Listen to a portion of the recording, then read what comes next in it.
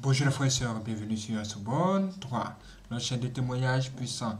Nous sommes de retour pour le témoignage d'une personne qui a décidé de nous révéler des choses sur ce qu'elle a découvert. Vraiment, c'est un truc hors du commun. Écoutons très bien ça. Si vous n'êtes pas abonné, abonnez-vous et la cloche parce qu'après ça, une autre vidéo va suivre. Soyez prêts. Lors de ma naissance, j'avais une peau claire et quand mon père est venu à l'hôpital, elle ne pouvait pas accepter que j'étais sa fille. En tout cas, ma mère était prévenue au préalable que mon père n'allait pas m'accepter. Ceci était juste l'accomplissement de la prophétie. Mon père ne voulait pas accepter que j'étais sa fille. Il me refusa car il pensait que ma mère avait triché. En conséquence, il a ordonné un test sanguin pour s'assurer que j'étais son enfant. Après examen, il a été confirmé que j'étais son enfant. Puis ma mère quitta l'hôpital. Par la suite, les villageois ont commencé à visiter le nouveau bébé à la maison. Cependant, ils étaient choqués et intrigués par la couleur de ma peau. J'étais effectivement comme une femme occidentale avec une peau très claire. Il y avait beaucoup de discussions dans le quartier au village à cause de ceci. C'est alors que ma mère fit de nouveau un rêve de la jeune femme qui avait la peau claire qu'elle avait rêvé à 2 occasions précédentes. Dans ce rêve, la jeune dame à peau claire lui a dit « Est-ce vrai que vos voisins n'ont jamais vu une femme occidentale auparavant ? Ils parlent beaucoup de ma peau et je n'aime pas cela. Compte tenu de ceci, je vais devoir réduire la blancheur de ma peau, et vous allez remarquer une tache noire sur mon visage. » Quand ma mère s'est réveillée de ce rêve, elle a vu la tache noire exactement où je l'ai indiquée sur mon visage. Puis elle a remarqué la diminution de la luminosité de ma peau. Elle était choquée par tout ceci. À l'âge de 7 ans, ma mère m'amena au village natal. J'ai vu tous mes grands-parents et ancêtres car ils étaient encore en vie. Mais ils étaient surpris par ma peau. Ils me dirent « Nous avons entendu parler des blessures mystérieuses sur vos mains et de la peau étrange. » Alors que je visitais mes ancêtres dans ce village, un jour j'ai rejoint d'autres enfants dans la rivière locale. Pendant qu'on se baignait, quelque chose d'étrange est arrivé. Alors que je me baignais, je me suis retrouvée comme ça au milieu de la rivière. Bien que je sois un enfant, je me demandais comment je me suis retrouvée au milieu de la rivière. Pendant que j'étais là en train de noyer, immédiatement j'ai vu une main énorme me saisir par la hanche et me jeter sur la plage. Je n'avais que 7 ans quand j'étais noyée au milieu de la rivière. Du coup, je me suis retrouvée au bord de la rivière de façon miraculeuse. C'était un grand incident, mais je ne pouvais pas savoir la magnitude de ceci. Mais ce fut après plusieurs années, alors que j'ai cherché la face du Seigneur pour le mariage, que le Seigneur me ramena dans le passé, pour m'expliquer exactement ce qui se passa dans la rivière. Le Seigneur me parla de la raison pour laquelle mes parents m'avaient amené au village alors que je n'avais que 7 ans. En fait, j'étais en prière ce jour-là. Du coup, le Seigneur me visita et me ramena dans cette période d'enfance quand j'avais 7 ans. Le Seigneur me dit « Ruth, je te ramène dans le passé afin que tu puisses comprendre que tes parents t'avaient emmené au village dans le but de te sacrifier. Ils voulaient te sacrifier et te livrer aux esprits des eaux. Tu allais continuer ta vie dans le monde sous-marin, mais cela n'était pas ma volonté. Ainsi je descendus et intervenu pour te sauver. En fait, au départ je pensais que ce noyade dans la rivière était un accident. Je n'étais qu'un enfant, mais ce fut quand le Seigneur me transporta dans le passé que j'ai su que ce n'était donc pas un accident. À vrai dire, je devais être sacrifié. Le Seigneur me fit comprendre que j'étais supposé noyer et continuer ma vie dans le monde sous-marin. Cela devait se passer sous la mascarade de la noyade. Personne n'aurait su que je suis dans le monde des eaux en train de continuer la vie là-bas, comme cela est le cas pour beaucoup. Ainsi, beaucoup de personnes qui sont noyées dans l'eau ne sont pas véritablement morts, mais plutôt ils continuent leur vie dans le monde sous-marin. Mais ce jour-là dans l'eau, la main de Dieu me délivra de ce complot. Et donc j'ai vu la main de l'Éternel me tirer de l'eau et me jeter aux rives de ce rivière au village. Toutefois, ma mère n'abandonna pas l'idée de me connecter au monde sous-marin. Je me rappelle de mon défunt grand frère que je pleure jusqu'aujourd'hui, qui avait 2 femmes. Pendant sa vie sur la terre, ma mère n'aimait pas sa première femme mais plutôt la deuxième. En conséquence, un jour ma maman est venue ensemble avec la 2e femme de mon grand frère, me demandant de lui accompagner quelque part. Elle me dit « Ruth, nous devons aller voir un charlatan car nous devons tourner le cœur de ton frère Pascal vers sa 2e femme. » Et puis nous sommes allés dans un coin très éloigné de la ville voir un charlatan. Dès que nous sommes arrivés chez le charlatan, ma mère entra chez lui pour s'entretenir avec ce dernier. Aussitôt qu'elle sortit de la maison du charlatan, nous avons commencé à marcher vers la rivière. Dès que nous avons atteint la rivière, ma mère dit « Ruth, toi tu vas te laver ici, mais dès que tu termines, tu vas jeter ton sous-vêtement dans la rivière. Ensuite tu vas mettre ce pagne, nous allons nous baigner un peu devant, nous allons revenir. » Mais aussitôt que ma mère et la seconde femme de mon frère sont parties, soudainement j'ai entendu une voix qui me dit « Ruth, tu ne peux pas laisser ton sous-vêtement dans la rivière, car ton sous-vêtement représente ta vie dans le monde spirituel. Si tu oses le laisser dans la rivière, tu laisses ta vie également ici dans le monde sous-marin. Aussitôt que j'ai entendu cette voix du Seigneur, je me suis gardé de suivre les recommandations de maman. Ceci était la deuxième tentative de maman de me livrer aux esprits du monde sous-marin. Ce fut par révélation que j'ai eu connaissance de ceci. La Bible dit, « Invoque-moi, et je te répondrai. Je t'annoncerai de grandes choses, des choses cachées, que tu ne connais pas. » Frères et sœurs, il y a des cérémonies et des rituels traditionnels dont nos parents nous ont impliqués pendant l'enfance, qui nous affectent dans la vie adulte. Nous allons devoir chercher à découvrir la racine et l'origine de nos ennuis avant de nous libérer. Je me souviens, j'étais coincé dans le célibat. Je me posais des questions. Ce fut quand je cherchais le mariage dans la prière. Comme la Bible dit, « Invoque-moi au jour de la détresse. Je te délivrerai, et tu me glorifieras. » Quand j'ai cherché la face du Seigneur dans la prière et le jeûne, comme résultat le Seigneur me parla, il m'expliqua que j'étais marié à mon frère qui était sorcier dans le monde astral,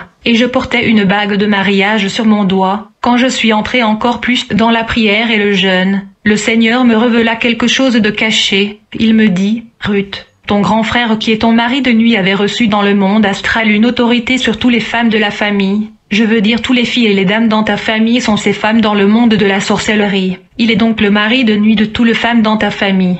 Dans la journée il dispose d'une domination sur vous tous. En conséquence, aucune femme dans la famille ne peut se marier, car vous êtes tous déjà mariés à lui la nuit. Raison pour laquelle les femmes dans votre famille donnent des enfants avec des hommes. Mais elle ne peut pas se marier. D'une part parce qu'elles sont mariées à ton grand frère, et d'autre part parce qu'il y avait des lois établies dans la famille, qui stipulaient que les femmes ne pouvaient se marier. Je me souviens un jour ma maman est venue m'harceler et me demander de lui donner un enfant. Elle me dit, « Ruth, tu n'as qu'à prendre n'importe quel homme dans la rue. Ce qui importe est que nous puissions avoir un bébé. » Elle connaissait mon identité et elle savait que j'allais briser la loi établie dans la famille qui interdisait les femmes de se marier. La Bible dit, « Regarde, je t'établis aujourd'hui sur les nations et sur les royaumes, pour que tu arraches et que tu abattes, pour que tu ruines et que tu détruises, pour que tu bâtisses et que tu plantes. » Ainsi donc, pour se marier, j'étais dans l'obligation de démanteler les forteresses de ma famille. Je devais détruire les autels et les lois établies qui dominaient ma famille. En effet, aucune dame dans ma famille ne pouvait se marier, raison pour laquelle elle tentait de m'influencer d'aller chercher les hommes.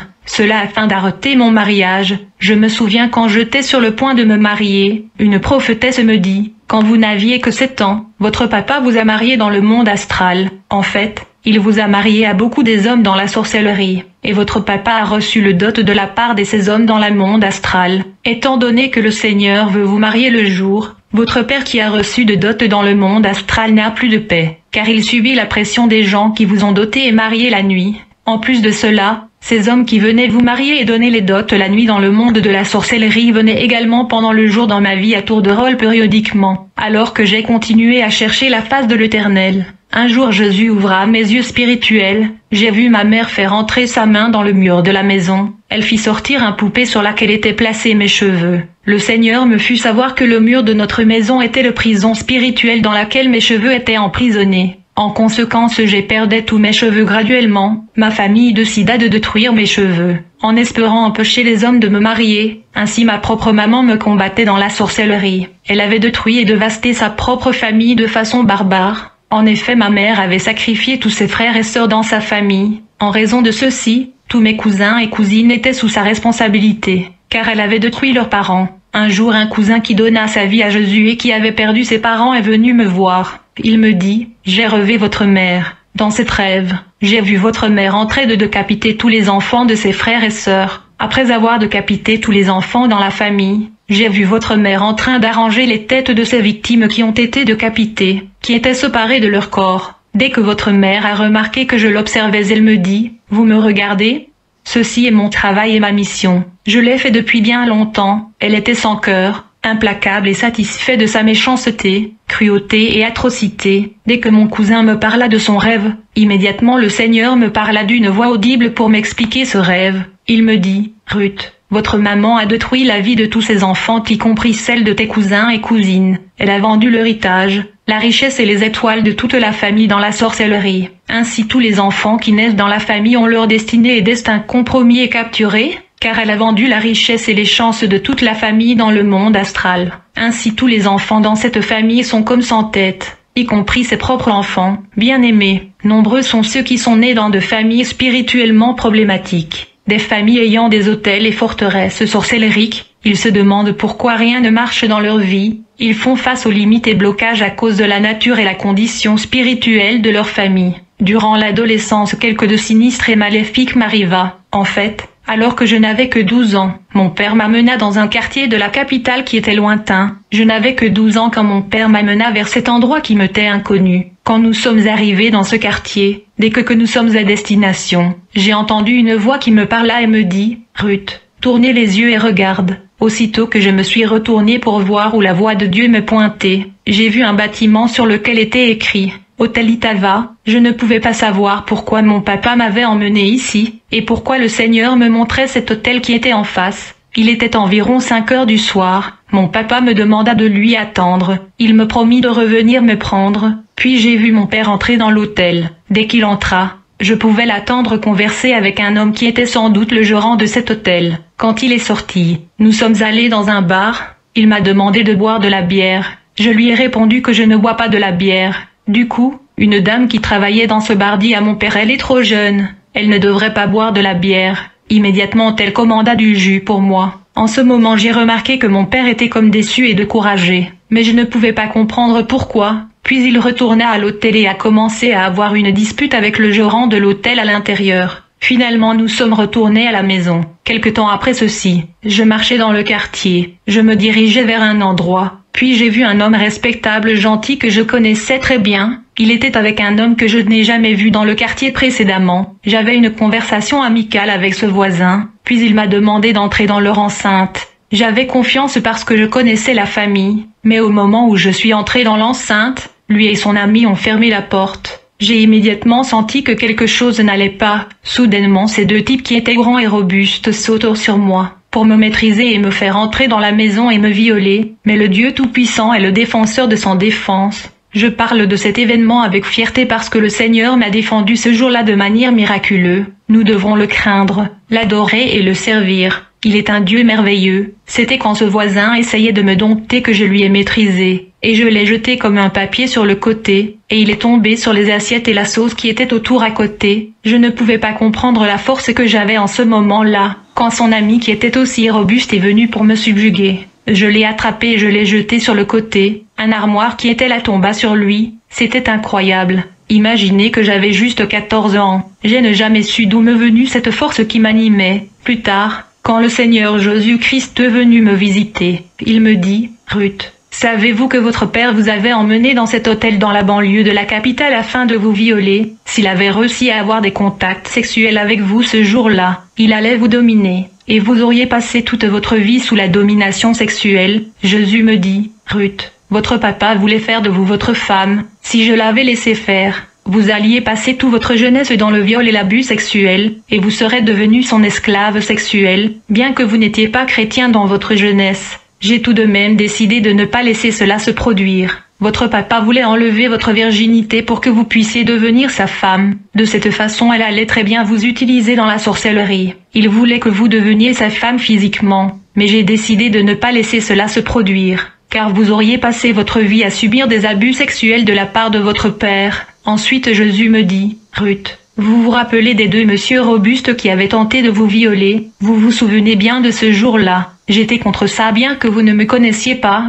Je suis celui qui a décidé que cela n'allait pas se produire. Ruth, tu te souviens que tu n'avais que 14 ans. Tu n'avais pas assez de force pour les opposer et le résister. Mais je suis celui qui vous avait rempli de la force physique ce jour-là. La force avec laquelle vous avez maîtrisé ces deux types qui étaient robustes et grands venait de moi. Car je suis celui qui donne la force. Si c'était avec votre propre force vous alliez être violé par ces deux grands messieurs. Je suis celui qui vous a sauvé ce jour-là. Bien que vous ne me connaissiez pas, par vous-même vous n'auriez pas pu résister, parce qu'ils étaient forts et robustes. Vous étiez juste une petite fille faible mais je vous ai donné la force de le résister. Honneur, gloire et louange soient rendus au Seigneur Jésus-Christ qui me protégeait alors que je ne lui connaissais pas. Plus tard j'ai continué à prier pour le mariage. Le Seigneur a ouvert mes yeux. Je me suis vue comme près d'un bicoque. J'avais des liens dans mes mains et j'étais liée aux jambes. À ma grande surprise, les cordes avec lesquelles mes mains étaient liées provenaient du toit et du chevron de ce bicoque. J'étais liée avec le corde provenant de ce bicoque.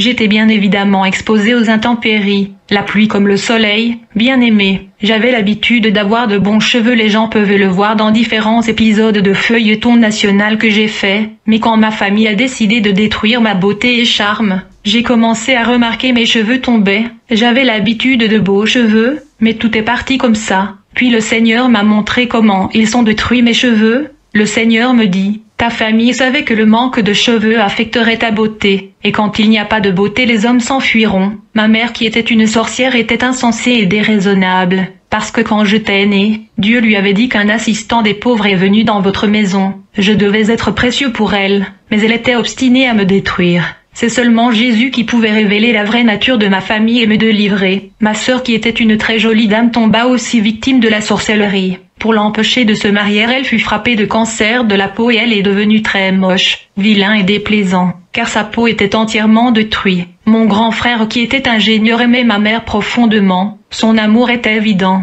Il gâtait ma mère avec des biens, mais pourtant ma mère le détruisait graduellement. En fait, lors de la préparation de mon mariage, mes parents avaient exagéré l'argent de la dot, mais mon frère l'ingénieur les avait assommés. Étant donné que les sorciers n'aiment pas être défiés, ils ont riposté contre mon frère. Ainsi, si tu n'as pas Jésus, n'ose pas défier le sorcier, car ils vont te manger. Mon grand frère qui a osé défier et faire la tête à mon père fut tiré et atteint par balle mystique. En conséquence, il développa une blessure mystique. Ensuite, les sorciers ont détruit ses jambes. En conséquence, il ne pouvait plus marcher. Mon grand frère osa défier mon père qui est un grand sorcier. Mais cependant, il n'avait pas Jésus-Christ dans sa vie. La Bible dit, le voleur ne vient que pour dérober, égorger et détruire. Moi, je suis venu afin que les brebis aient la vie, et qu'elles soient dans l'abondance. Je suis le bon berger.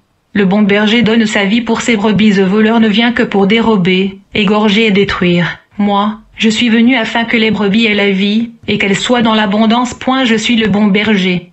Le bon berger donne sa vie pour ses brebis. En effet, les sorciers sont de serviteurs de Satan, qui sont orgueilleux et pensent être spéciaux et surhumains. Ils sont remplis de rancœur et de malveillance. À la fin, mon grand frère mourut de la main de sorciers de la famille. Dans son funérail, mon père qui était le suspect numéro 1 avait l'air d'une personne en célébration. Il était bien habillé, bien sapé avec la posture d'une personne triomphante en célébration. Pourtant c'était le funérail de la mort de son propre fils. C'était scandaleux. Mais ceci la nature de la sorcellerie. Ils sont sans cœur et ils sont des criminels comme leur père qui a été le meurtrier dès le commencement. Je me souviens quand mon grand frère mourait, quand il était près de rendre l'âme, mon frère Jean-Claude qui était sorcier filmait ce moment, comme si c'était un bon spectacle. Pourtant mon grand frère respirait pour la dernière fois. Il se battait pour respirer. Mais ce sorcier misérable filmait quand même ceci avec une posture triomphante de joie. Au fur et à mesure que le funérail se poursuivait, j'ai fini par faire la découverte le plan macabre, maléfique et sinistre des sorciers. En effet, mon père et les sorciers de la famille avaient planifié de me tirer une balle mystique dans ce funérail. Je ne savais pas qu'ils s'étaient venus avec l'objectif de m'abattre et m'éliminer physiquement. De ma part, je savais que j'étais en conflit et dans une guerre continuelle avec ces sorciers dévoués et déterminés. Et ils me cherchaient. En revanche, j'avais juré que ces sorciers devaient le payer. Alors que j'ai pleuré la mort de mon grand frère de la main de ces sorciers criminels, je lui disais, « Grand frère, à chaque fois que ces sorciers donnaient la maladie à leurs enfants, et à chaque fois qu'ils buvaient le sang de leurs enfants, tu te pressais à emmener leurs enfants à l'hôpital avec ton argent. Tu as travaillé pour eux et ils t'ont utilisé et asservi. Maintenant que tu es mort, qui va prendre soin de tes enfants ?»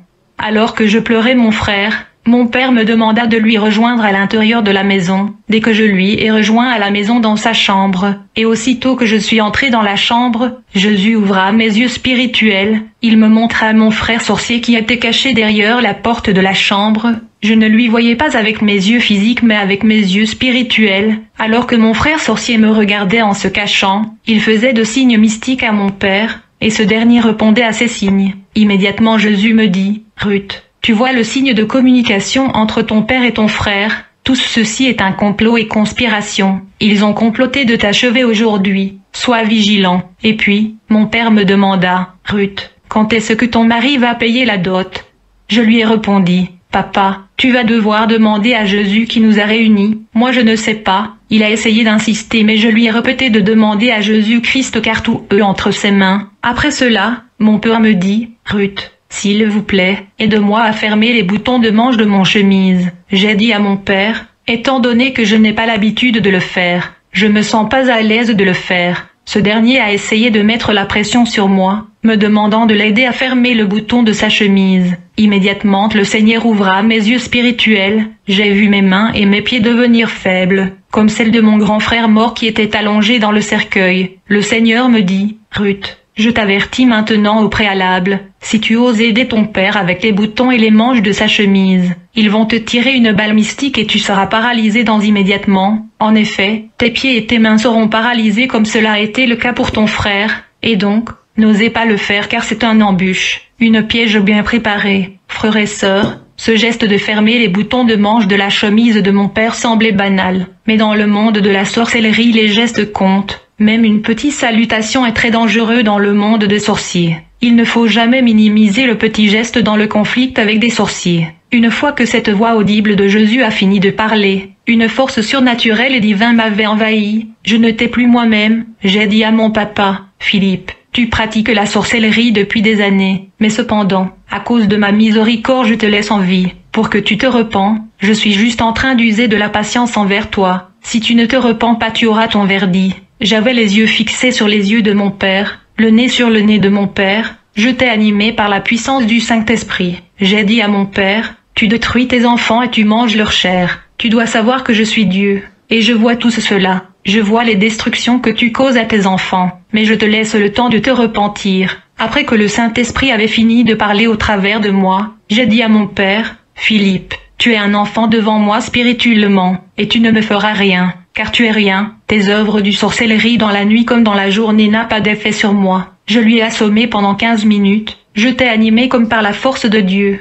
Puis je lui ai poussé de côté, et je suis sorti de sa chambre. En effet, mon papa avait l'intention de m'éliminer. Dès que je suis sorti, j'ai expliqué à mes frères qui n'étaient pas dans l'occultisme. Ils ont proposé de lui agresser, je leur dis. Ceci est un combat et conflit spirituel. Le grand frère qui est mort avait osé lui faire la tête. Mais étant donné qu'il manquait Jésus, il a été éliminé par papa, et il est mort. Laisse-moi faire face à ces sorciers. Cette deux filles à mon père avaient escaladé l'intensité des activités sorcières dans la famille. Il y avait des contre-attaques, car le sorcier n'aime pas être défié. C'est ainsi que quelques jours après cette tête-à-tête et défi avec père j'ai eu un accident. Je t'ai blessé gravement. Ce qui était hors de l'ordinaire dans ces blessures était que malgré les médicaments que j'appliquais à ces blessures, cela ne guérissait pas. Puis un jour un homme est venu me dire qu'il voulait me marier. C'était la première fois qu'un homme me dise cela. Je t'ai émerveillé et j'ai glorifié Dieu. C'est ainsi que nous avons commencé le fiançailles. En conséquence, il y a eu bouleversement dans le monde invisible.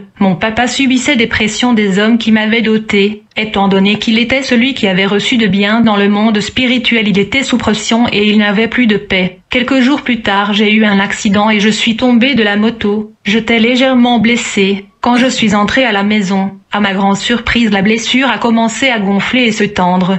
Il n'y avait rien de normal à cette blessure, et malgré le médicament que j'appliquais, ceci ne guérissait pas. Et c'était vraiment douloureux et pénible. Après avoir recherché la face du Seigneur, Jésus me dit, « Ruth, les sorciers vous ont tiré dessus, et vous êtes atteint d'une balle mystique de sorcier. » Cette blessure était juste la manifestation de cela. Plus tard, alors que la famille s'apprêtait à m'amener à l'hôpital chez un docteur bien connu dans la famille, le Seigneur me parla et me dit, « Ruth, ce docteur est également un sorcier, et il collabore avec les sorciers de ta famille. Il a même reçu l'ordre d'amputer ta jambe si seulement tu allais te faire soigner là-bas. » Ensuite Jésus me recommanda d'aller dans un autre hôpital. Nous avons combiné la prière et le médicament. Quelques semaines après, j'ai eu un deuxième accident quand le moto qui me transportait se heurta à une voiture de transport en commun. En conséquence, j'ai passé 3 mois à l'hôpital dans de douleurs intenses. Cette douleur changeait de place dans mon corps. Cette douleur a duré plus d'1 année. Ce n'était plus normal mais plutôt mystique. J'ai pleuré à Dieu, alors que je passais ma convalescence à l'hôpital. En plus de ces douleurs, ces sorciers m'ont encore attaqué avec une blessure mystique. J'ai prié le Seigneur, qui se manifesta et me dit, « Ruth, ces sorciers cherchent à détruire tes jambes, et il veut vous paralyser. » Puis le Seigneur me montra une femme qui pouvait m'aider. Dès que cette femme a commencé à m'aider, j'ai vu des améliorations, et finalement cette blessure mystique fut guérie. Mais quelque temps après, je fus de nouveau frappé par les sorciers de notre blessure mystique. C'était inacceptable. J'ai pleuré dans le prière. Le jour suivant, Dès que je me suis réveillée, je ne pouvais plus sentir mes jambes, j'étais comme paralysée, exactement comme mon grand frère qui venait de mourir. Immédiatement j'ai commencé à prier. À l'instant même, le Seigneur a commencé à me parler avec une voix audible. Il me dit, « Ruth, il cherche à détruire tes jambes. À vrai dire, les sorciers veulent fermer vos jambons. Ils veulent enlever le désir sexuel pour affecter votre mariage. En plus, ils sont en colère car vous allez toujours dans de programmes de prière et des jeûnes en tout temps. Ils veulent vous accroupir à la maison. » Après cela, j'ai demandé à Jésus, « C'est quoi votre verdict dans tout ceci? Vous les avez laissés faire ceci?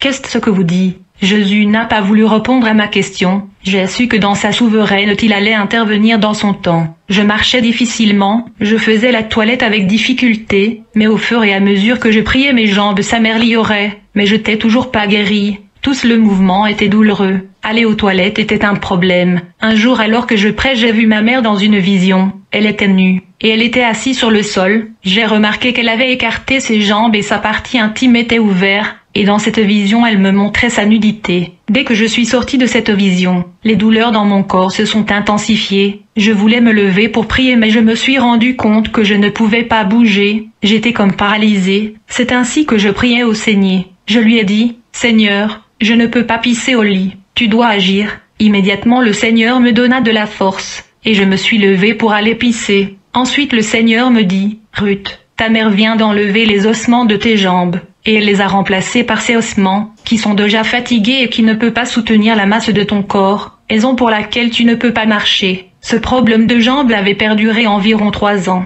Les docteurs ne pouvaient pas le diagnostiquer. Ce fut à la fin de l'année 2017 qu'un groupe de docteurs venus de la Belgique ont pu le diagnostiquer. Et c'était résolu, dès qu'il était temps pour la dot. Le Seigneur m'a donné de directives de ce qu'il fallait faire quand j'irais dans la maison de mes parents. En effet, depuis la mort de mon grand frère qui était tué par mes parents, je ne suis plus allée là-bas. Le Seigneur m'avait interdit d'y aller, mais cette fois-ci il me dit, « Pour la dot vous irez là-bas, mais uniquement pour la dot. » En effet, ma famille vivait avec l'ambition de me détruire. Dès que je suis allée là-bas avec mon pasteur, ils étaient tous étonnés de me voir. Mon père était également étonné d'entendre que nous sommes venus remettre l'argent de la dot. Mais alors qu'on causait, il me dit, « Ruth, je veux aller dire aux enfants de se taire car ils font de bruit. » Immédiatement le Seigneur me parla et me dit, « Ruth, votre papa entre dans la maison pour faire des incantations dans l'armoire de la maison qui était à vrai dire un miroir mystique. » Mon papa entra dans la maison et se mit à faire de prières incantatoires et magiques. Mes yeux spirituels étaient ouverts et je voyais cela. Dans le passé le Seigneur m'avait révélé que l'armoire de sa chambre était un autel de prières magiques où il faisait ses prières magiques. Dès qu'il est sorti de sa chambre,